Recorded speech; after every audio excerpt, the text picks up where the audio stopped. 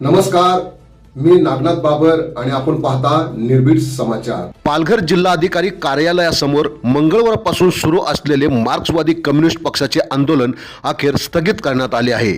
जिल्हाधिकारी डॉक्टर इंदुराणी जाखड आणि माकपच्या शिष्टमंडळामध्ये झालेल्या सकारात्मक चर्चेनंतर हा निर्णय घेण्यात आला असल्याची माहिती आमदार विनोद निकोले यांनी दिली। तब्बल 7 तास चाललेल्या चर्चेत 12 मागण्यांवरील विविध मुद्द्यांवर तोडगा काढत अनेक प्रश्नांवर लेखी आश्वासन देण्यात आले आहे, तर राज्य सरकारची संबंधित मागण्यांसाठी जिल्हा प्रशासन पाठपुरावा करणार असल्याचेही यावेळी स्पष्ट करण्यात आले आहे। पहा यावेळेस आमदार विनोद निकोले आणि जिल्हाधिकारी डॉक्टर इंदुराणी जाखड यांनी याविषयी दिलेली माहिती। झाली आणि जे काही डिस्कशन मध्ये मुद्दे उपस्थित केले होते त्याच्यामध्ये प्रशासनाच्या वतीने आपण सकारात्मक विचार करून एक लेखी आश्वासन जी मागणी होती ते बनवलेलं आहे। तर माझी विनंती राहील निकोले साहेबांना, डवळे साहेबांना आणि आपले सर्व पदाधिकाऱ्यांना की हे जे मोर्चा आहेत लेखी आश्वासनाच्या आधारावर स्थगित करावं। निश्चितपणे आपण जे डिस्कशनमध्ये मुद्दे आणलेले आहेत त्या अनुषंगाने प्रशासनामार्फत कारवाई करण्यात येईल। मार्क्सवादी कम्युनिस्ट पक्षाच्या जिल्हा कमिटीच्या नेतृत्वाखाली हा जो मोर्चा आमचा 19 तारखेला चारोटी येथून जो पायी मोर्चा या ठिकाणी पालघर जिल्हा कलेक्टर कार्यालयावर काल संध्याकाळी येऊन पोहोचला। जवळजवळ शेतकऱ्यांच्या बऱ्याचशा मागण्या आम्ही या ठिकाणी निवेदन दिले होते। जवळजवळ 12 मागण्या होत्या। त्याच्यावर खूप सकारात्मक चर्चा या ठिकाणी जवळजवळ खरं म्हणजे चर्चेला पण खूप वेळ घेतला। जवळजवळ 6-7 तास चर्चा झाली आणि खूप विस्तारित चर्चा झाली, समाधानकारक चर्चा झालेली आहे। आणि आम्ही जे कालपासून मीडियासमोर आलो किंवा आमचे संबंध या शेतकऱ्यांसमोर जे विषय आम्ही मांडले ते विषय आमच्या ज्या अपेक्षा होत्या अपेक्षेप्रमाणे चर्चा झालेली आहे। या ठिकाणी आम्ही नेहमी हा उल्लेख केलेला आहे की आम्हाला याच्यावर काही प्रश्न हे तात्काळ इथे सुटलेले आहेत आणि काही प्रश्नांवर आम्ही हा सुद्धा त्यावेळेस बोललो होतो की आम्हाला जर समयबद्ध काही लिखित जर दिलं तर हे आंदोलन आम्ही स्थगित करत आहोत।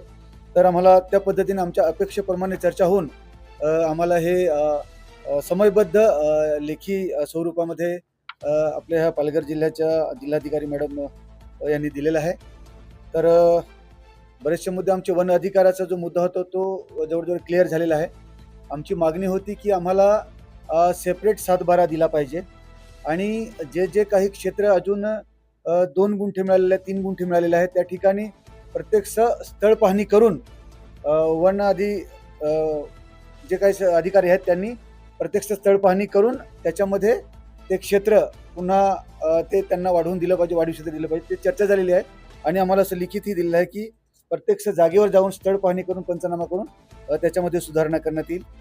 सेपरेट 7/12च्या बाबतीत हा थोडासा धोरणात्मक निर्णय असल्यामुळे आमची मागणी अशी होती की जो वनपट्टेधारक आहे त्या वनपट्टेधारकाला जे काही शासनाच्या योजना आहेत त्या योजनांचा लाभ मिळत नाही, तर इथे काय पर्याय काढता येईल। तर आमची सविस्तर चर्चा झाली, मॅडमच्या समोरही चर्चा झाली आणि मॅडमनी त्याच्यामध्ये सकारात्मक भूमिका घेतलेली आहे आणि त्या वनपट्टेधारकाला त्याचं क्षेत्र मोजून तो नकाशा दिला जाईल आणि त्याला ॲग्रिस्टॅग देण्याची व्यवस्था करण्यात येईल।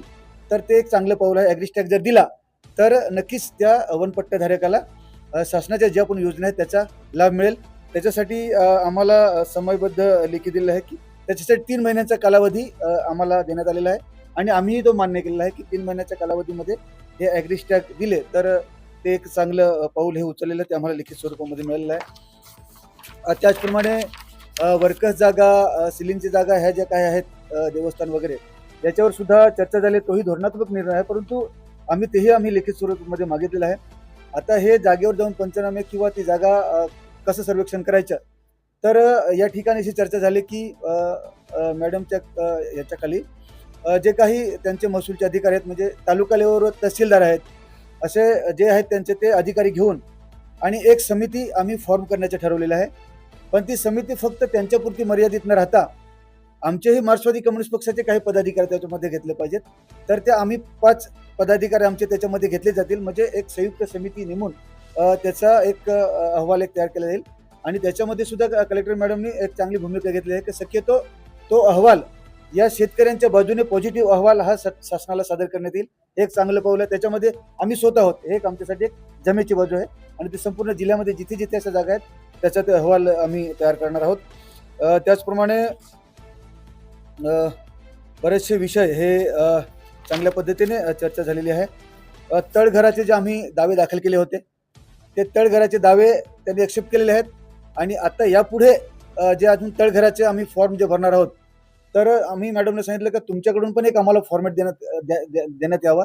तो फॉर्मॅट त्यांनी दिलेला आहे आणि तोही एक सोयीस्कर आहे की जेणेकरून जे हजारो लोक ज्या जमिनीवर राहतात अजूनही त्यांना त्या घराच्या जमिनीचा त्यांच्याकडे कोणता पुरावा नाही तर तो तळघराच्या माध्यमातून एक फॉर्मॅट त्यांनी दिलेला आहे आणि तो चांगला सोयीस्कर दिलेला आहे. तो आम्ही संपूर्ण जिल्ह्यामध्ये यापुढे प्रत्येक तालुक्यामध्ये ते फॉर्म आम्ही भरून घेऊ आणि सर्व लोकांना तळघराचा एक त्यांना एक चांगला पुरावा मिळेल. महत्वाचे मुद्दे मान्य केलेले आहेत ते आमदार विनोद निकोलेंनी सांगितलेले आहेत. मुख्य यातला मुद्दा जो आहे की आपण या ठिकाणी आम्ही हे सांगितलं होतं की लिखित स्वरूपामध्ये प्रशासनाकडून आणि समयबद्ध अशा तऱ्हेची मुदत देऊन प्रशासनाने आम्हाला द्यावं आणि खरोखरच त्या पद्धतीने कलेक्टर मॅडमनी आता जे आम्हाला दिलेले आहे तर प्रत्येक मुद्द्याबद्दल त्यांनी आपापली भूमिका इथे स्पष्टपणे मांडलेली आणि मान्य केलेले. खरं म्हणजे ते त्यांनी आम्हाला पहिला ड्राफ्ट दिला. पहिल्या ड्राफ्टवर सुद्धा किरण गहला, आमदार विनोद निकोले, मी आम्ही तो पहिला बघितला. त्यांनी जे मान्य केलेले ते त्याच्यामध्ये काही दुरुस्त्या आम्ही सुचवल्या म्हणजे जास्त क्लिअर करण्यासाठी जी चर्चा झाली होती आणि ते सुद्धा कलेक्टर मॅडमनी मान्य केलं आणि म्हणून बऱ्याचशा गोष्टी त्याच्यामध्ये आता फायनल स्वरूपामध्ये आलेल्या आहेत. ही खरं म्हणजे खूपच चांगली गोष्ट ही झालेली आहे. म्हणून ज्या त्यांच्या अखत्यारीतल्या मुद्दे आहेत तर त्या अतिशय खूपच चांगल्या पद्धतीने त्यांनी आमच्याशी सहकार्य केलं, सगळ्या अधिकाऱ्यांनी केलं.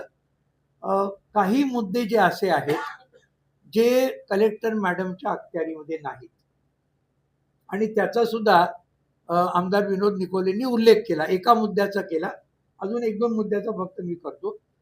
नंबर 1 अर्थातच वाढवण बंदर आणि मुरबे बंदर याबद्दलची आमची मागणी होती आणि आधीच पूर्वीपासून मागणी होती की ते रद्द व्हावं. त्याच्यामुळे हजारो शेतकरी, हजारो मच्छीमार यांचं प्रचंड मोठं नुकसान होऊ शकेल. तर ती मागणी अर्थातच आम्ही शासनाकडे केली.